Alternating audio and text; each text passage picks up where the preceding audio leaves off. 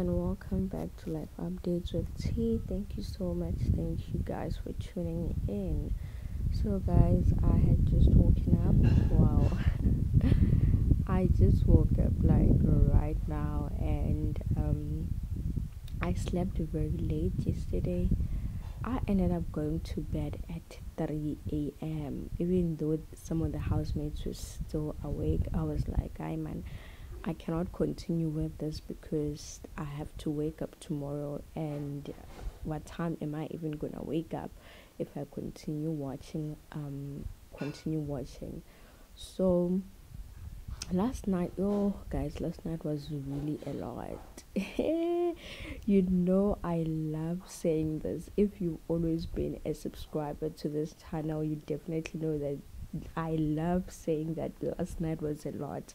And as soon as I say that, you just know that it really went down.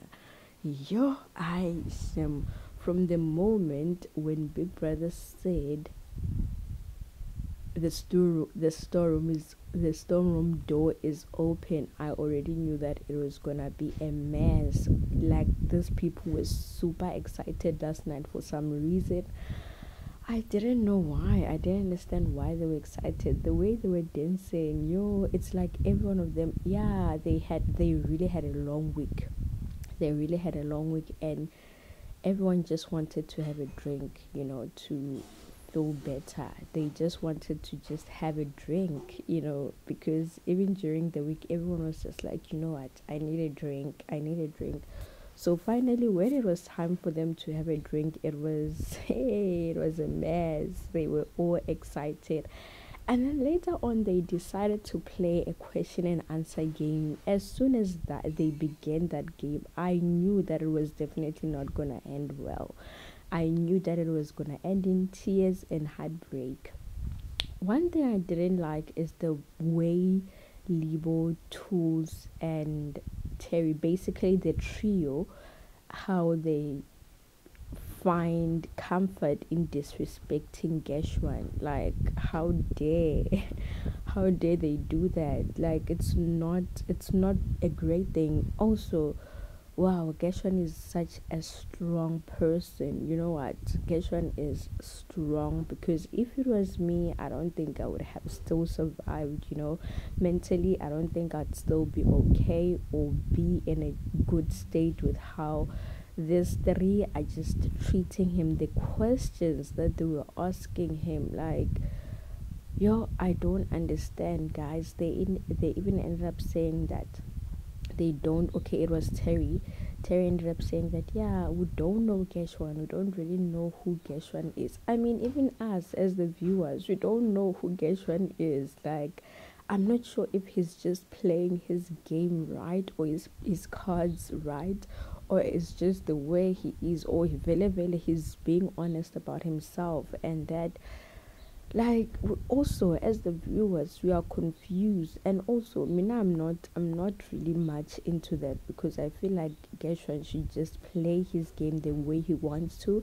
If he doesn't want the housemate to know him, then it's okay. That's on him, and that's him.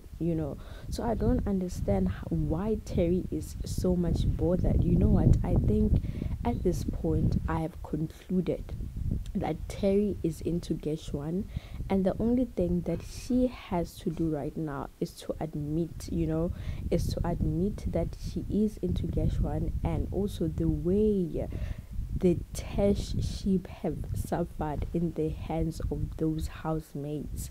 I don't know who they killed, I don't know who they murdered, but they have suffered. You know what? They have suffered. At first it was Tools, now Terry. Like, the way she was suffocating last night, she didn't even sleep, she couldn't even stop talking because of their relationship. She was like, yeah, the time Byron and I were in a relationship, people had a problem, and now that it's Geshwan and Tado, no one is saying anything. I mean, like, what do you even mean? Like, why should Geshwan and Tato suffer? They never done anything to Vino and Terry's relationship. Even if they did, guys, I feel like this is way too much. It's beyond. Terry should just accept, or rather confess how she feels to Geshwan, because this thing that she's doing is not okay. And on the other hand, Libo and Mpo, they had a huge misunderstanding um during the the question and answer game, which I already knew that Vele Vele was not gonna end well. Mpo ended up saying that, okay, it's not even Mpo, but like Libo himself ended up saying that they actually suggest, Mpo and Geshwana actually suggesting that he's a rapist. And this is coming from you remember the conversation where Geshwan told Mpo that Libo wants to sleep, that Libo wants to sleep with her. You remember that conversation, guys? I think they were sitting by the lounge or the dining area, where I guess one was just telling Paul that be careful because Libo wants to sleep with you. And then Paul ended up saying that, you know what, all of this makes sense because I could see the way you were cuddling me here and there, and also always giving me alcohol, you know. So Libo was like, so you are suggesting that I'm a rapist because you think I wanted to forcefully sleep with you, you know. And the confrontation began, and guys, it didn't end well because Mpo ended up getting emotional. It was just a mess. It was just a mess. And I'm like, I knew it. I knew that this was definitely not gonna end well.